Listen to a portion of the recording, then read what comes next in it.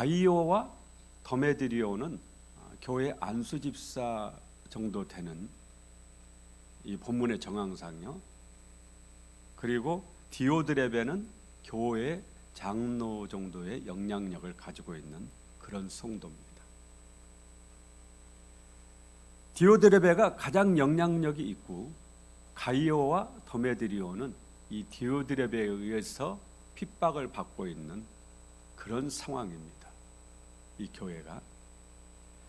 사도 요한은 5절에서 가이오에게 칭찬을 아끼지 않습니다.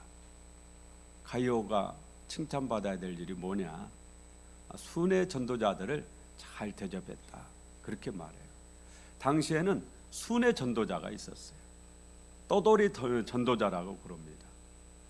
고향을 떠나고 집을 떠나서 오직 복음만을 전하는 직업도 없고 아무것도 없습니다. 그래서 이것을 거지 전도라고 그렇게 얘기를 하기도 했어요. 저도 고등학교 수련회 때 거지 전도 해봤어요. 이 전도사님이 고등학생인 저희를 동네에다가 실어다가 풀어놓는 겁니다.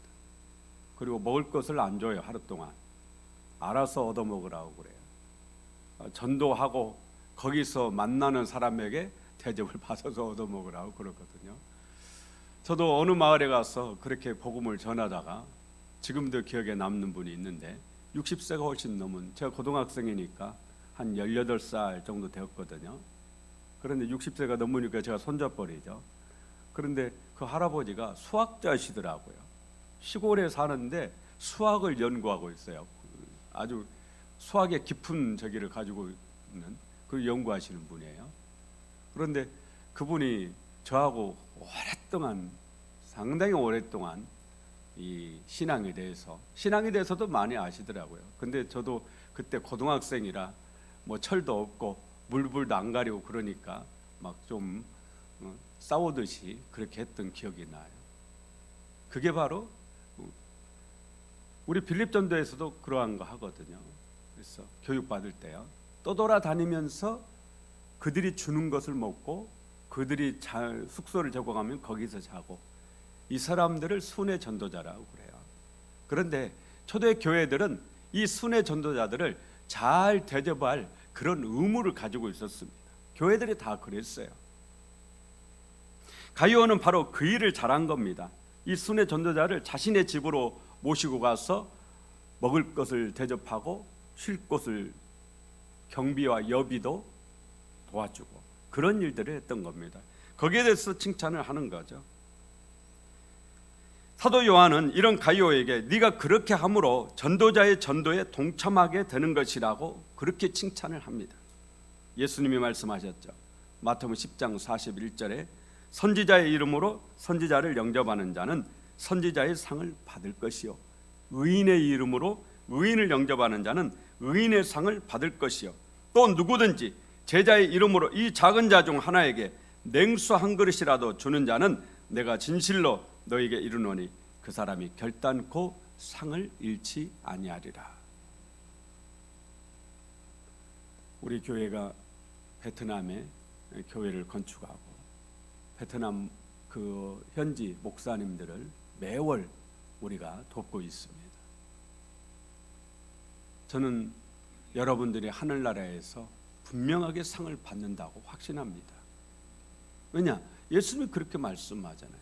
선지자의 이름으로 선지자를 대접하면 선지자의 상을 받는다. 내가 직접 베트남에 가서 살면서 복음을 전해야죠. 주님이 그렇게 말씀하셨죠. 그러나 그러지는 못할지라도 여기 대한민국 우남 신한교회에서 신앙생활하면서 내가 드린 헌금으로 베트남에 있는 현지 목사님이 또 우리 파송 선교사이신 김지현 선교사님이 복음을 증거하는 그 복음에 동참하게 되는 겁니다. 오늘 사도 요한은 가이오에게 그 얘기를 하는 겁니다.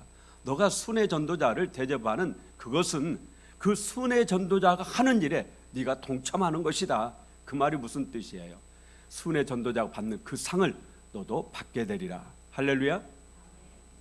베트남에 가서 선교하시는 선교사님이 받을 상을 저와 여러분도 받게 될 줄로 믿습니다. 그러면서 사도 요한은 이런 가이오의 행동에 대해서 어떻게 알았냔 말이죠. 이건 가룟유다의 행동에 대해서 6절 함께 읽어봅니다. 그들이 교회 앞에서 너의 사랑을 증언하였느니라. 네가 하나님께 합당하게 그들을 전송하면 좋으리로다. 사도 요한은 지금 에베소 교회에 있거든요. 에베소 교회는 당시에 대형 교회입니다. 건물 크기가 정확한지는 제가 모르겠어요. 사도 요한 당시에 그 건축을 했는지는 정확하게 알 수가 없어서요. 그런데 사도 요한 교회가 있습니다. 성지순례를 가면. 근데 사도 요한 교회는 건물 크기가 건물의 면적 크기가 우리 교회의 거의 한 15배 정도 돼요. 길이가 한 300m 정도 됩니다. 어마어마한 사이즈예요. 그게 바로 에베소 교회거든요. 당시에 완전히 대형 교회죠. 그래서 수많은 순회 전도자들이 왔고 그들이 와서 순회 전도를 하면서 보고 느끼고 배운 것들, 대접받은 것들을 보고를 하는 거죠. 그 중에 많은 사람들이 이 가이오에 대해서 칭찬을 하더라라는 거죠. 사도 바울이 그 얘기를 편지에다 쓰고 있는 겁니다. 그들이 하나같이 너에 대해서 칭찬을 하더라. 그걸 사도 요한이 들은 겁니다. 사도 요한은 자신이 전도하여 예수 믿게 된 가이오가 이런 신실한 일꾼이 된 것이 너무너무 기쁜 거죠. 그래서 이 가이오에게 칭찬과 격려도 할 겸 또 가이오가 신앙생활을 하고 있는 그 교회에 문제가 있습니다. 교회 안에서 본받아야 될 사람, 절대 본받지 말아야 될 사람, 특히 본받지 말아야 될 사람이 있어서 이 편지를 쓴 겁니다. 먼저 본받아야 될 사람이 누구냐? 12절에 나오는 더메드리오예요. 절대 본받아서는 안 될 사람은 누굽니까? 9절에 나오는 디오드레베입니다. 사실은 이 편지를 쓴 주 목적이 디오드레베 때문에 썼을 겁니다. 디오드레베를 왜 본받으면 안 돼요? 디오드레베는 신실한 믿음의 사람 가이오하고는 완전 딴 사람이었습니다. 사도 요한은 디오드레베에 대해서 9절에 으뜸되기를 좋아하는 자다, 그렇게 한마디로 말합니다. 교만한 자다, 그런 얘기죠. 디오드레베는 교회에서 자기가 최고이기를 원했습니다. 누구든지 자기 말을 따라야 돼요. 그렇지 않으면 여러 말로 모함을 하고 누명을 씌우고 여러 방법으로 성도들을 선동을 해서 그 사람을 교회에서 내쫓았습니다. 순회 전도자들이 교회를 방문할 때마다 강력하게 거부하면서 그들을 내쫓았어요. 뿐만 아니라 누구든지 이 순회 전도자를 자기 집으로 모셔다가 대접하는 그 사람까지도 핍박하고 내쫓았습니다. 자기도 봉사를 안 하려고 하고 봉사하려고 하는 사람도 못하게 하고. 사도 요한이 이런 사실을 알고 이 디오드레베에게 편지를 보냈어요. 그런데 디오드레베는 편지마저 거부합니다. 필요 없다라는 거죠. 사도도 필요 없다. 내가 최고다. 당시 사도 요한은 예수님의 제자지 않습니까? 요한복음을 누가 썼어요? 여러분, 요한복음을 누가 썼습니까? 사도 요한이 썼죠. 그러므로 사도 요한은 살아있는 성경이라 해도 과언이 아니에요. 그런데 그 사도 요한이 틀렸다라고 그러는 거예요. 네 말도 안 듣겠다라는 거예요.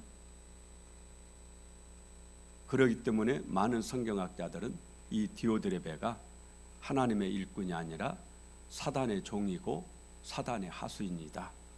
교회를 무너뜨리려는 아주 악한 자라고 그렇게 말합니다. 교회 안에 교회 지도자가 그렇다라는 얘기예요. 그 얘기를 하고 있는 겁니다.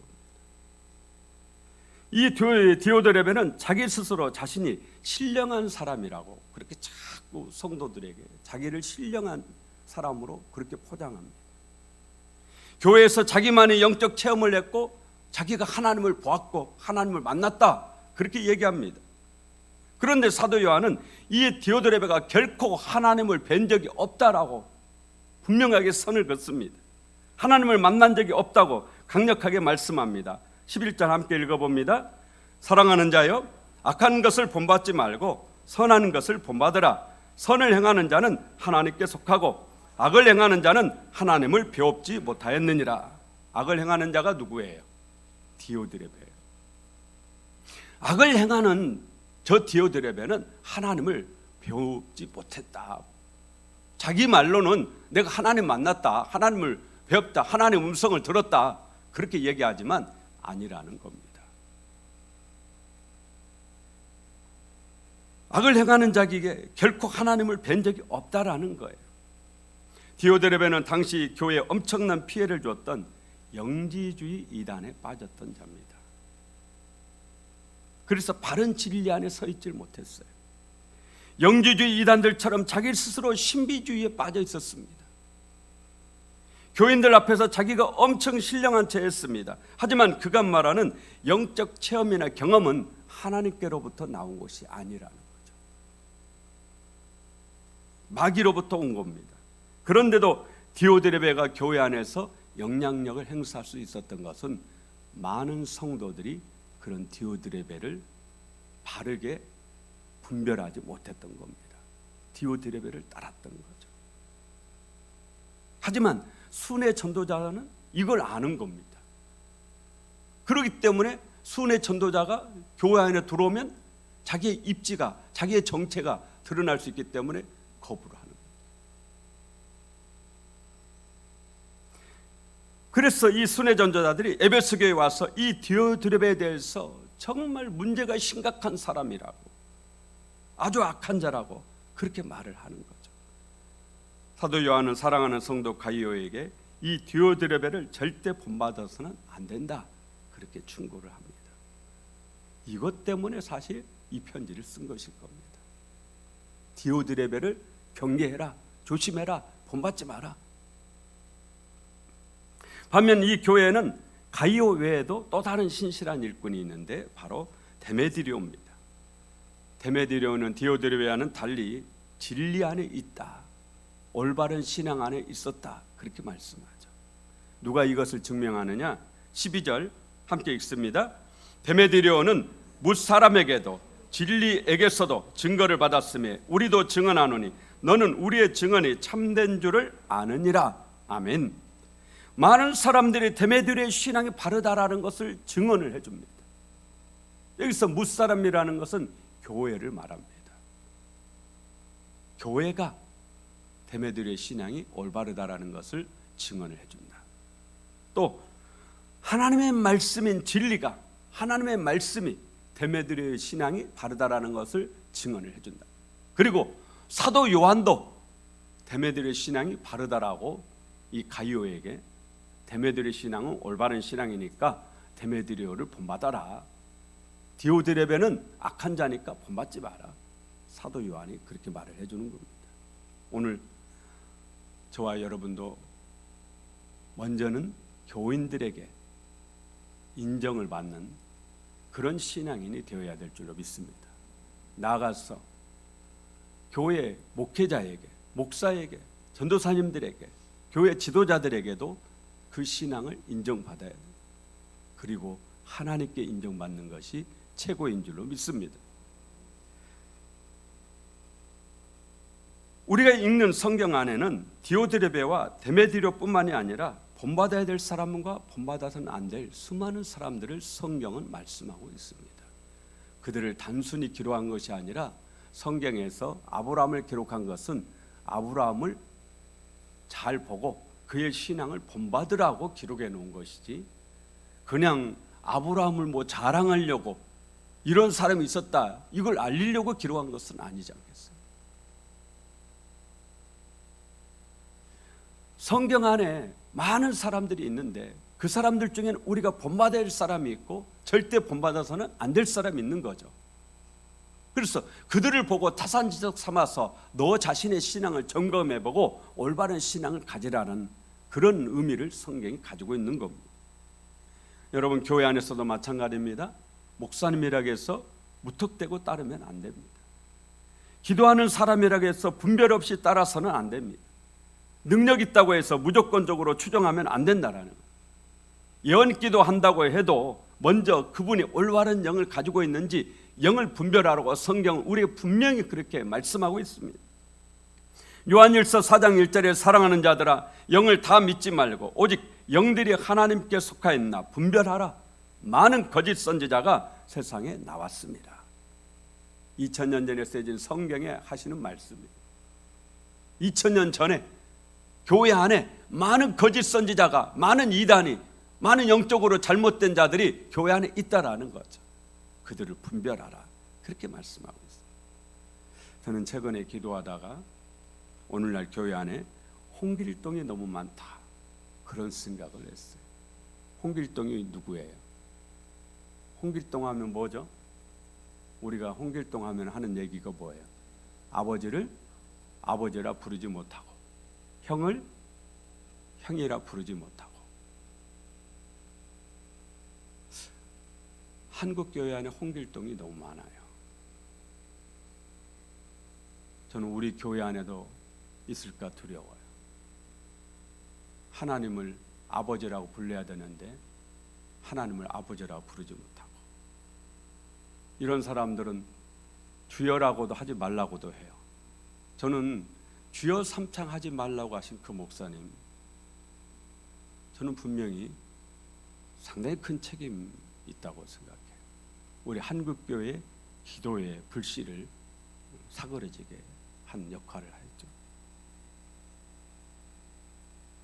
주님을 주여라고 부르지 마라. 혹시 여러분 중에 하나님을 아버지라고 한 번도 안 해보신 분 혹시 계십니까? 예수님을 주여라고 한 번도 안 해보신 분 혹시 그런 분 없습니까? 만약에 내가 한 번도 주여라고 해본 적도 없고 하나님을 아버지라고 해본 적도 없다면 내가 바로 홍길동이죠. 아버지를 아버지라 부르지 못해. 왜 홍길동이 아버지를 아버지라 못 부르죠? 서출이니까. 진짜 유산을 물려받을 아들이 아니거든. 약속의 자녀가 아니에요. 성경에 이런 인물이 있습니다. 예수님을 주님이라고 부르지 못했던 인물이 있어요. 누구예요? 가룟 유다예요. 다른 제자들은, 예수님의 제자 중에 12명이잖아요. 11명은 전부 퀴리오스, 주님이라고 그렇게 부르는데 가룟 유다는 죽을 때까지 랍비라고, 선생님이라고 그렇게 불러요. 주여라고 못 부릅니다. 한번 따라서 하십시다. 하나님 아버지, 주여. 이게 안 나오면 문제 있는 겁니다. 아니, 저는 실제적으로 안 나온 분도, 제가 교회 권사님이신데 주여가 안 나온다고 그러세요. 주여가 안 나온다. 그래서 제가 따라서 해보라고 그랬어요. 아, 권사님 무슨 얘기예요? 그냥 주여 하시면 되지. 한번 따라서 해보시라고. 주여 해보라고. 말기암으로 죽어가고 있는데 그분이 저한테 그러는 거예요.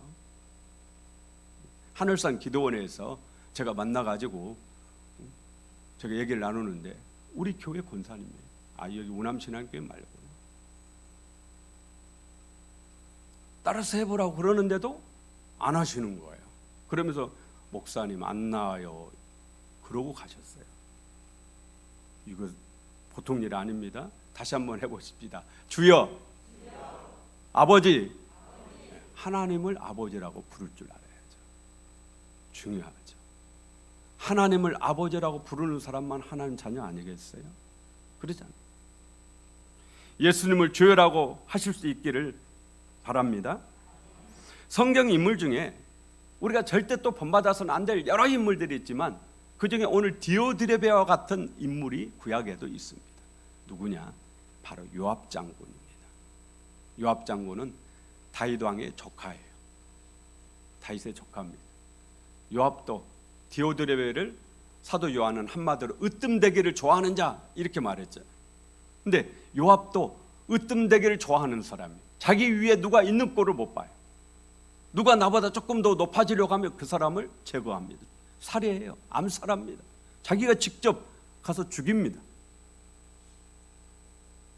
아브넬 장군이 다윗하고 손을 잡으려고 그러니까 아브넬 장군을 살해했어요. 죽여버려요.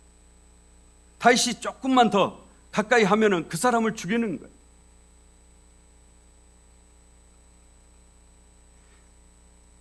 아마사 장군이 다윗 왕이 아마사 장군을 조금 높이 쓰려고 그러니까 그 꼴을 못 보고 가서 암살합니다. 죽여버립니다.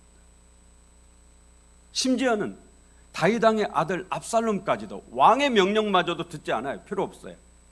그냥 압살롬도 다윗이 얼마나 사정을 했어요. 죽이지 말아달라고. 죽이려고 할 때 옆에 있는 병사가 장군님, 임금님께서 저 압살롬 왕자님 절대 죽이지 말라 하지 않았습니까? 소용없어요. 창으로 찔러서 죽였어요. 요압은 능력이 있었습니다. 아주 유능하고 항상 다윗의 군대 선두에는 요압이 있었어요. 다윗을 왕으로 세우는데 혁혁한 공을 세운 그런 사람이에요. 그런데도 다윗은 평생을 요압을 죽이기를 원했습니다. 그리고 아들 솔로몬에게 요압을 죽이라고. 결국 요압은 솔로몬에게 죽습니다.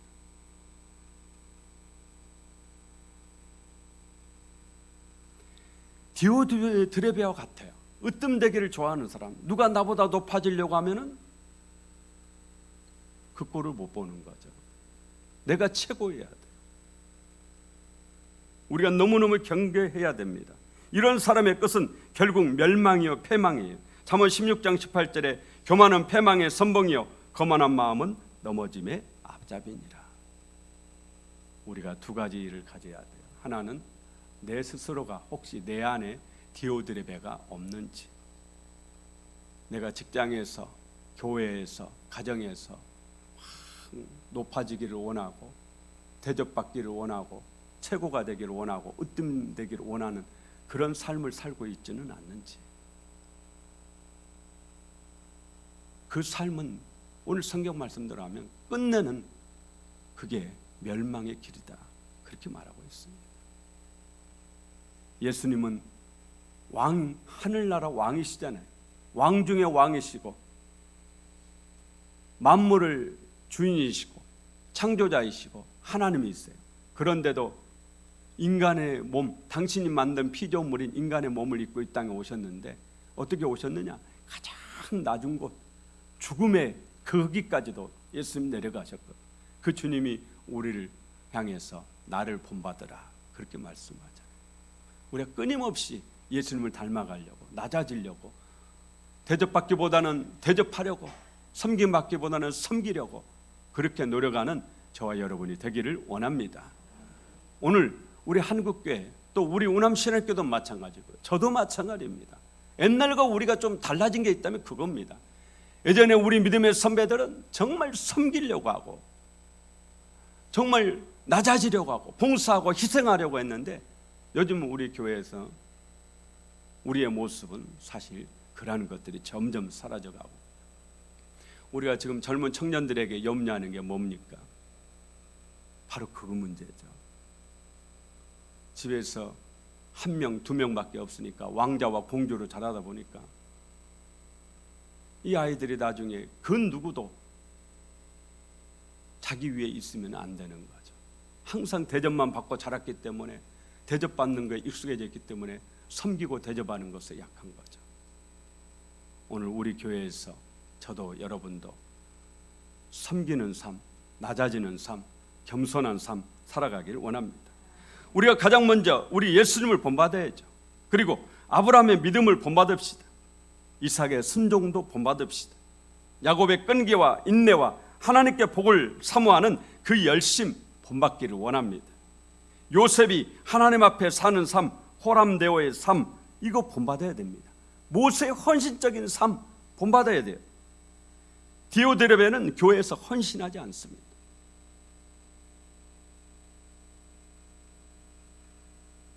전 고창 시몬교회에 있었을 때 당시에 장로님을 세 분을 선택을 했어요. 시몬교회가 한때는 상당히, 옛날에는 시골도 사람이 많았잖아요. 세 분을 선택을 했는데 한 분은 조합장이시고 한 분은 한약방을 하시지는 않는데 한의원은 아니신데 그거 파시는 분 있잖아요. 옛날에는 있었어요. 그리고 한 분은 커튼집을 하셨어요. 커튼집. 그런데 당시에 벌써 뭐 30년도 넘었네요.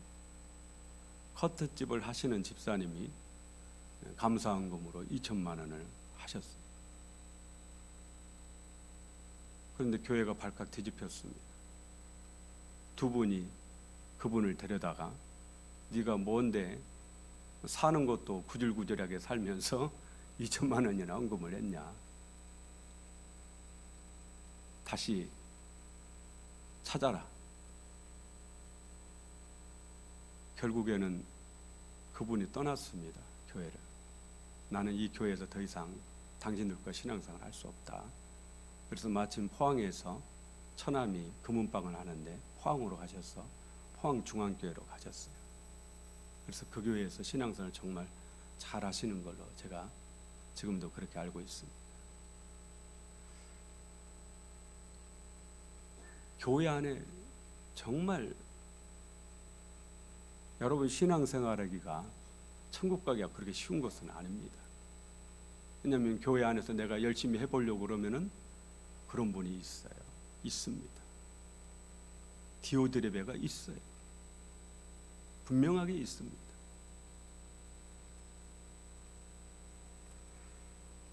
오늘날에도 교회 안에는 여전히 2000년 전 초대교회 때처럼 교회 안에 디오드레베가 있고 더메드리오도 있습니다. 여러분은 어떤 사람으로 사시겠습니까? 성도들에게 인정받고 목회자에게도 인정받고 하나님께도 인정받는 더메드리오가 되시기를 예수 이름으로 축원합니다.